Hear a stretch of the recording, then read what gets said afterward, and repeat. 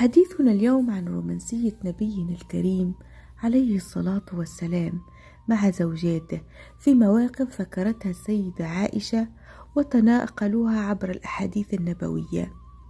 تقول السيدة عائشة: قال صلى الله عليه وسلم: يا عائش يا عائش، هذا جبريل يقرئك السلام. حديث متفق عليه.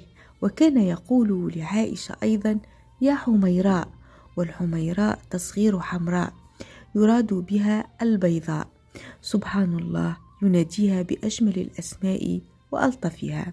تقول أيضا السيدة عائشة رضي الله عنها وأرضاها: كنت أشرب فأناوله النبي عليه الصلاة والسلام فيضع فاه على موضع فيه، وأتعرق العرق فيضع فاه على موضع فيه. حديث متفق عليه. والعرق العظم عليه بقية من اللحم.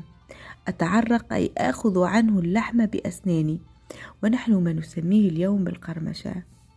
سبحان الله، حتى في الشرب والأكل يجد سبيلا لمداعبتها والأنس بها كأنها طفلة صغيرة.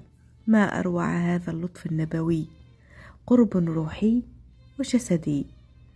ما أحوجنا لهذه الأخلاق النبوية والمعاملة النبوية الراقية في بيوتنا وحياتنا الزوجية اليومية.